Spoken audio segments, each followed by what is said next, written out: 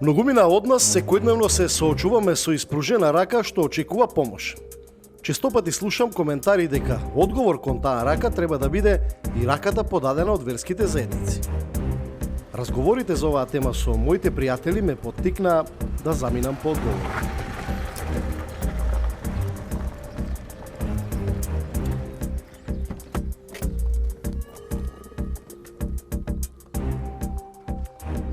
Навистина, дали верските заедници се институции само за венчавки и погреби? Или тие може да бидат сериозен социјален партнер на државата? Што е примарно за една верска институција? Теолошката филозофија за Бог или милосрдието? Да му се подаде рака во вистинско време на оној на кого му е најпотребна? Ова се дилемите за денешните одговори.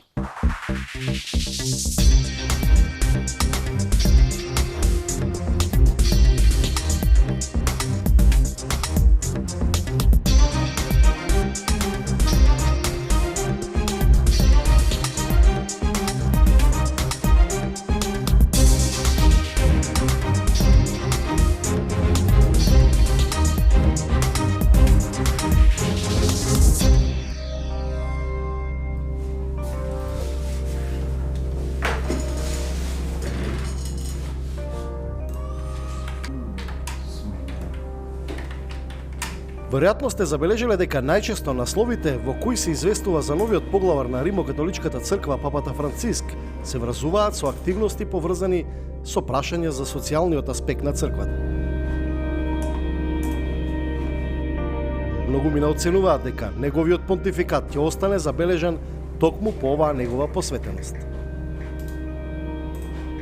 Барајќи информации за мојата тема, налетав на оваа интерактивна мапа. Станува збор за слика на целокупната организациона поставеност на Романската православна црква во делот на социјалната активност. Навистина бев изненаден.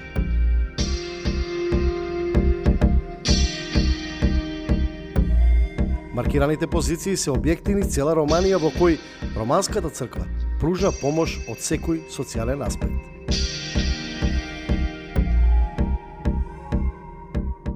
Прајќи ја социјалната димензија на црковните учења, налетав на терминот дјаконија.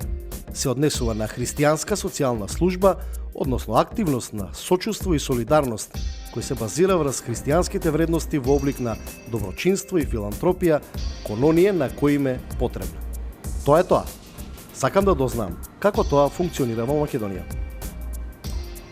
Имам чуено дека во струмичкото село Водоча, владиката Наум веќе подолго време работи на процес на ресоциализација на зависници. Не чекав многу. Тргнав да поразговарам со надеж дека ќе запознаам дел од тие луѓе. Во манастирот во Водоча ме чекаше отец Јаков.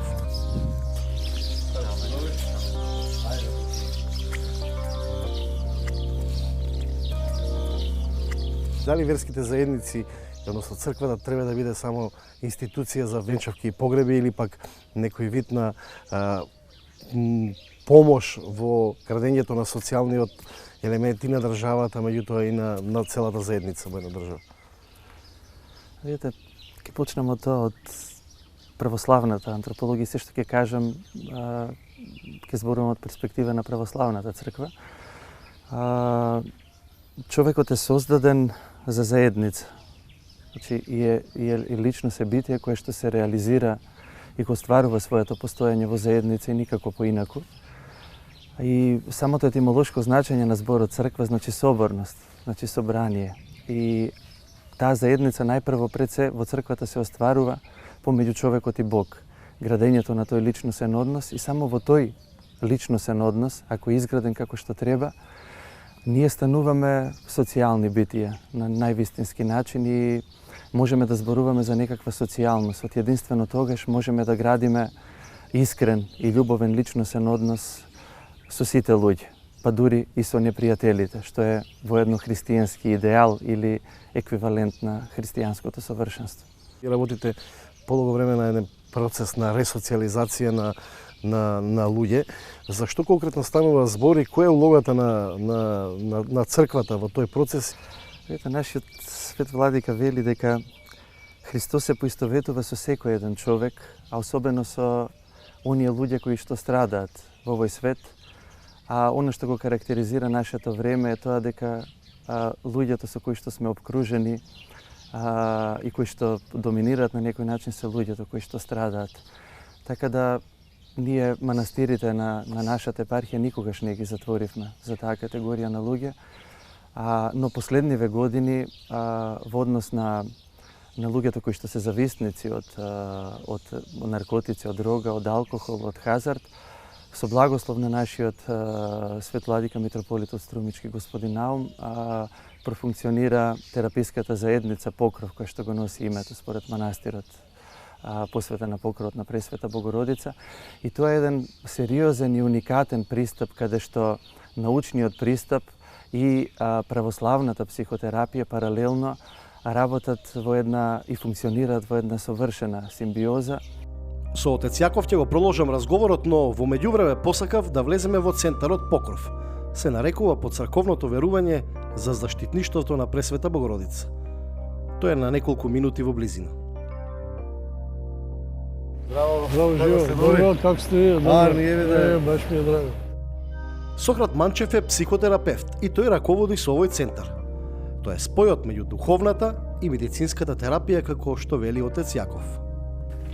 Гледаш, таму има брокула, тука денес садија модер патлиџан. Ова целото ќе биде модер патлиџан. Она што е забележително е дека зависниците овде работат на својата ресоциализација. Последен, но многу важен дел од целиот процес. Се тоа заедно го прават? Се заедно, сите учествуват. Делот да... Учествуват клиенти, штитениците учествуват во тој дел, да. Сите зависници кои одлучиле да свртат нова страница во животот овде имаат свои различни приказни. За сите нив знаат свештениците кои секојдневно работат со нив. Јас слушнав една успешна приказна, која ќе ја споделам со вас, но мојот херој за вас ќе остане анонимен, поради многу работи за кои, ако се сеќавате, зборувавме и во емисијата за стереотипите и предрасудите. Сметаш ли дека си дел од една успешна приказна овде во овој центар? Колку време беше зависник? Близко 20. 20 години? Да, близко 20 години. Многу години бев зависен на метадонска терапија, ама кај нас кај што се програмите знаете дека тоа се злоупотребува, така и јас бев злоупотребувач.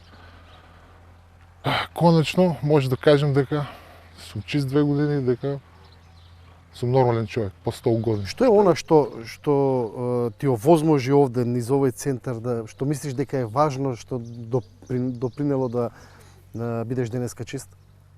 Па јас мислам дека тоа што се учино тука да бидеме абстиненти. Значи, има многу центари дека што може луѓето да се детоксицираат, но овде научат како да бидеме абстиненти, како да се справуваме со тие проблеми надвор. Значи, научат да слабости што ги имаме или начинот ако се најдеме во некоја ситуација како да се одбраниме. Одбранбени механизми ствараме тука.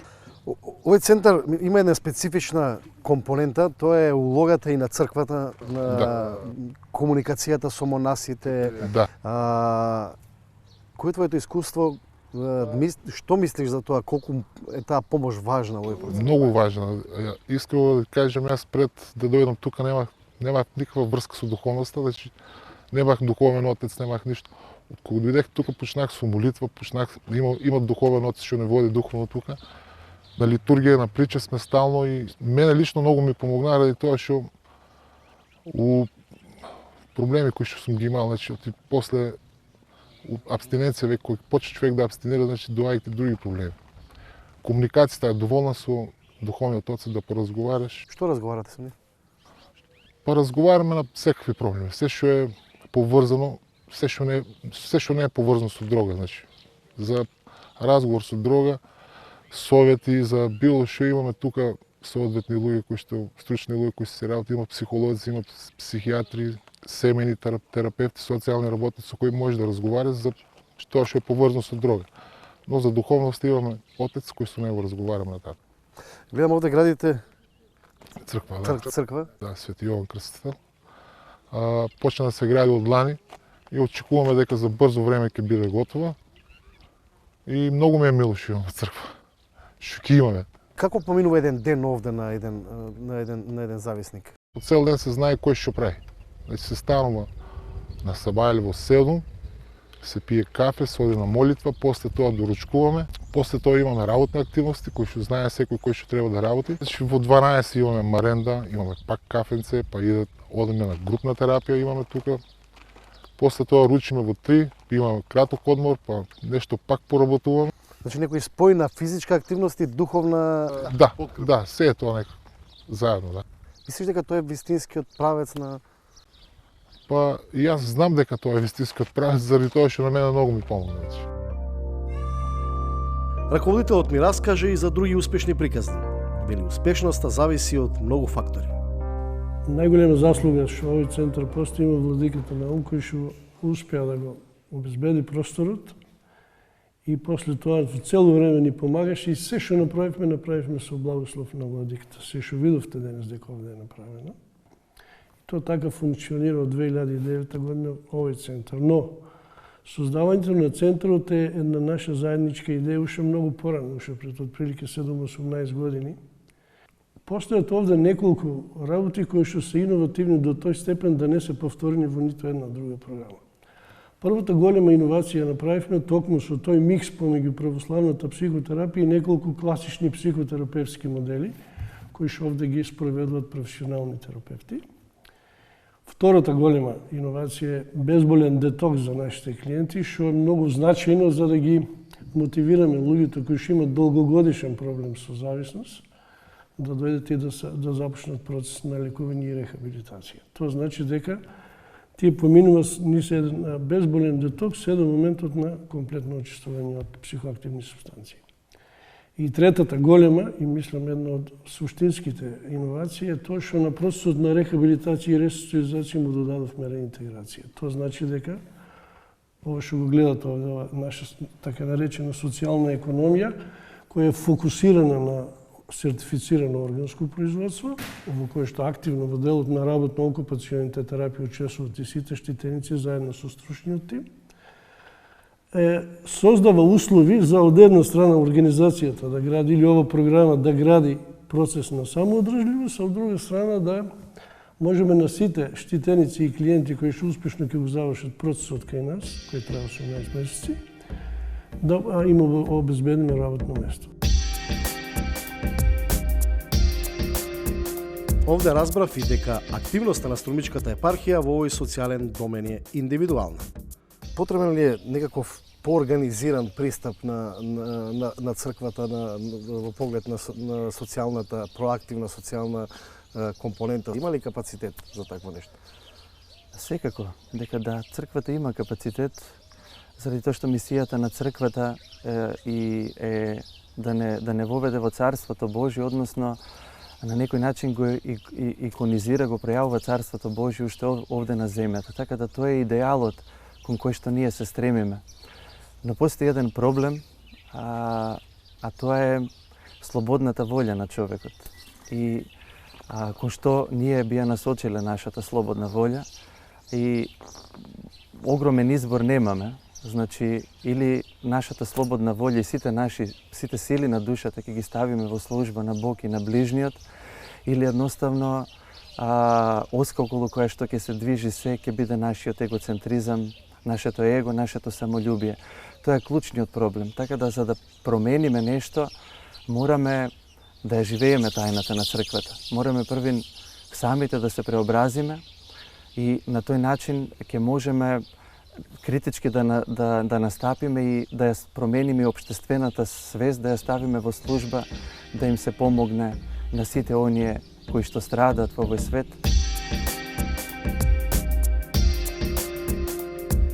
Острумичко се врати во Скопје. Во црквата Свети Петар и Павле работи една од 4 народни кујни на Македонската православна црква. 2 во Скопје и по една во Велес и Битола. Оваа програма за помош Дјаконија започна 1998 година. Тогаш започна под иницијатива на тогашниот викарен епископ на архиепископот Михаил Агатангел. Во тимот кој ја започна оваа идеја бев јас и Ангелина Джажу, Бог да ја прости. Таа замина, потоа се приклучи и други луѓе. Значи, околу оваа иницијатива има и други иницијативи, значи во нашата Македонска православна црква, и не случајно го говорам дека иницијативите доаѓаат од доле, од верниците. Функционалноста е поставена на два столба – волонтерство и донации.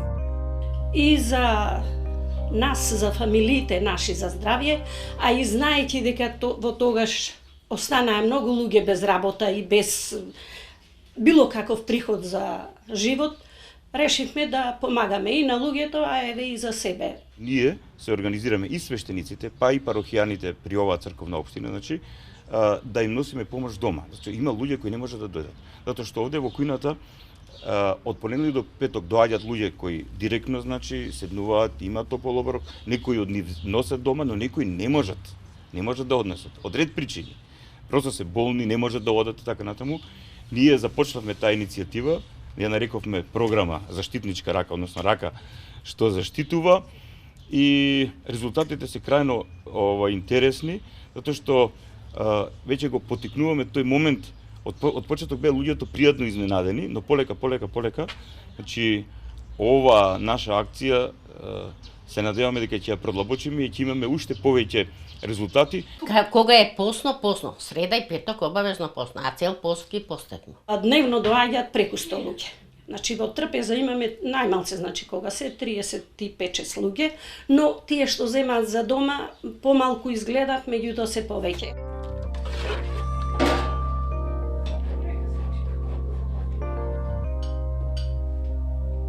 Баба Загорка, тетка Ленка и Хари и денеска беа дел од оние стотина луѓе кои секојдневно доаѓаат по еден топол оброк во денот.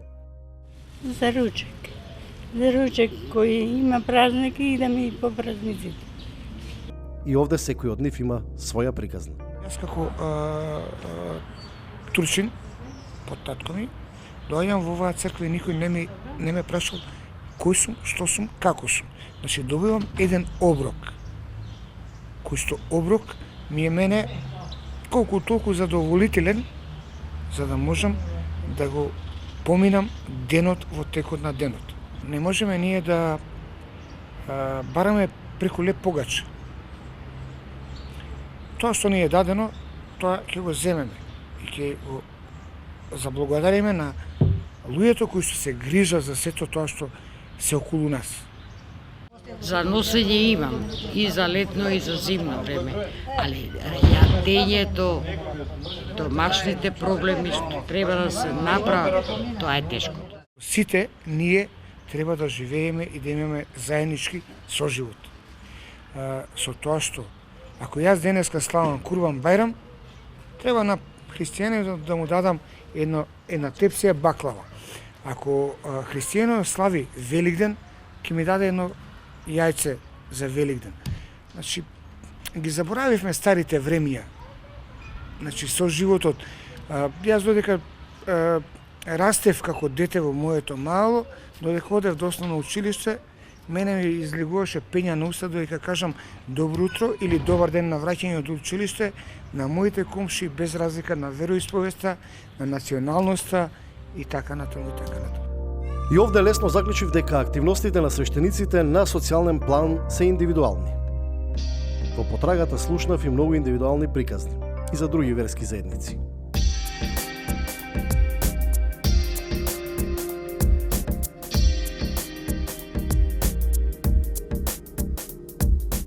Оваа слика е секојдневие за членовите и волонтерите на Католичката црква преку Каритас, организацијата на истата црква за хуманитарни активности. Јас сум представник на Каритас, година и пол. Денеска ќе јада граф, лепче, благо.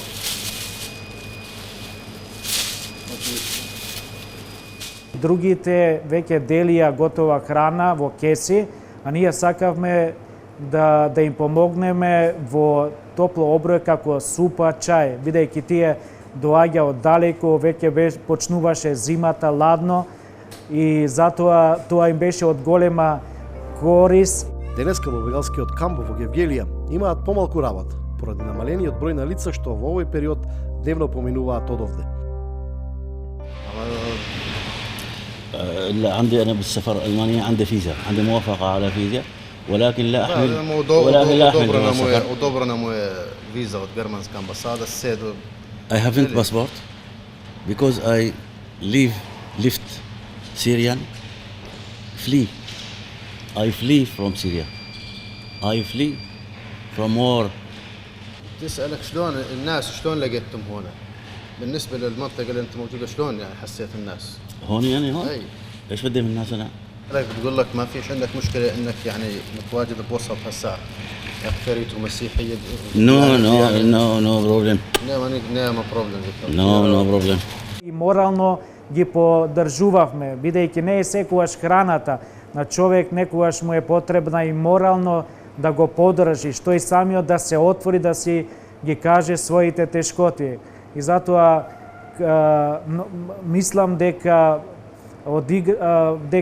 беше од голема важност тоа што секоја организација, но зборувам за Каритас и Католичката црква, дека направи најдобро што можеше.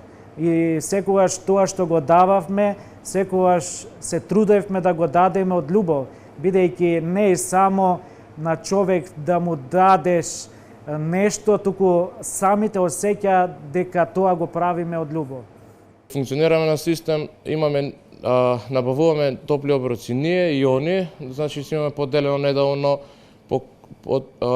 еднашка они, еднашка ние, значи заедно да учествуваме во ова мигрантска криза која е најголема, барем за момент да го подобриме животот на луѓето кои транзитираат низ Македонија. Најтешко е некој кога ќе дојде некој да ти тропне на вратата и да ти побара. Тоа е најтешко. Но како верски заедници ние самите треба да имаме слух и осет за тие луѓе, ние самите да отидеме до нив. И тоа ние го правиме. Пример од мајка Тереза, која што беше мала и кога еднаш ја праша што можеш ти како частна сестра да направиш, таа рече јас сама не, туку ти, после некој друг, веќе сме тројца, тогаш можеме да направиме многу. Сами, нели секој сам не може, но како бидејќи не сме индивидуа ние сме социјала сите, живееме еден за друг, тогаш можеме да направиме многу.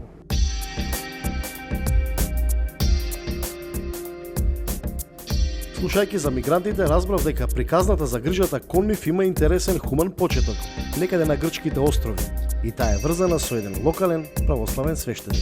Неговата рака е првата од која добивале парче леп и вода. На таа приказна, во попатните станици се надоврзува и домот на Ленче од Велес.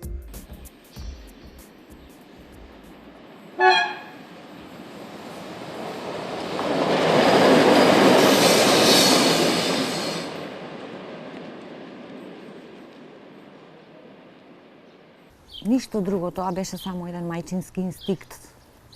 На секое мое приоѓање кон нив, кога ќе видам во каква хаотична состојба се наоѓаат. Секогаш во нив ги погледнував моите деца, моите синови, мојот внук. Христијанка која остава белег во хуманата помош кон бегалците.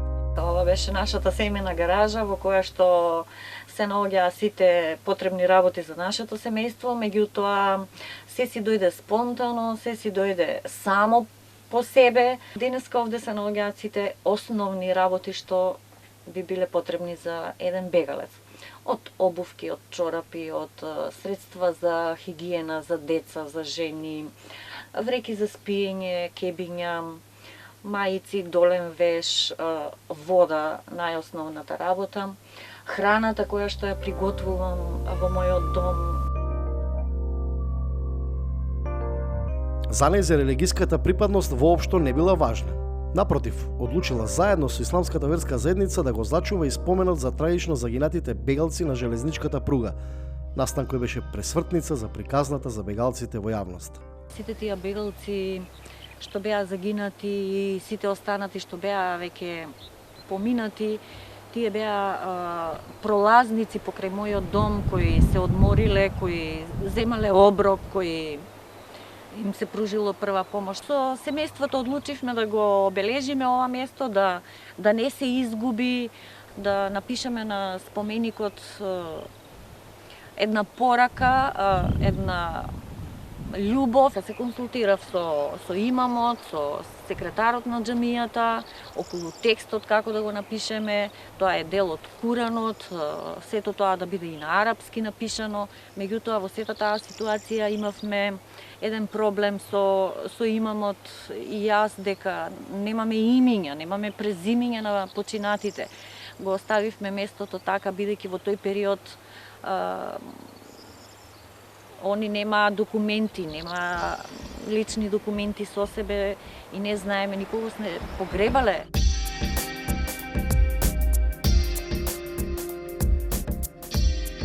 Религијата всушност е една форма на општествена свест која се состои во настојувањето да појавите во општеството или филозофски кажано светот и појавите во него се објаснат со посредство на специфичен начин или надприродни сили. Зошто ова ви го кажувам? Работата не е само во тоа кај сериозни верски заедници, само да ги толкуваат и објаснуваат појавите во светот. Пред се сметам дека главната задача на верските заедници е да ги менуваат состојбите во самото општество, со главна цел да создадат такви услови или правно регулирани општествени односи во кои што мнозинството од граѓаните ќе живеат во една благосостојба. Кај нас не само можност, не само желба, туку е и должност на сите сериозни и одговорни верски заедници кои што се внесени во Уставот на Република Македонија да влијаат на состојбите, особено на состојби кои што се, како во случајов денес, со кои што навистина се загрозени меѓучовечките односи во Република Македонија. На секоја верска заедница, без оглед за која станува збор. Дали станува збор за православната, католичката, дали станува збор за еврејската и така натаму. Сите оние што сметаат дека треба да завземат едно сериозно место во нашиот систем, треба да ги маргинализираат тие работи, особено оние кои што се наплаќаат, како да кажам, што спомнавте, венчавки, погреби и така натаму. Во суштина, секоја верска заедница има должност, не само желба или можност. Прво да влие на односите помеѓу луѓето. Кај нас со правните регулативи мислам дека е тоа регулирано. Меѓутоа, колку и да е развиен правниот систем, вие не можете да ги регулирате сите односи помеѓу луѓето со правни норми, со напишени правила. Постои сепак и една широка можност за изразување на етички правила на живеењето, етиката, учењето за доброто. Кога тоа ќе стане практика, кога ќе можат верските заедници да го имплементираат не како правна норма, туку како морална норма, она што е ненапишено правило на несување кое што се спроведува со силата на јавното мислење пред се и со грижата на совеста, особено кај оние кои што се на раководни места во овие верски заедници.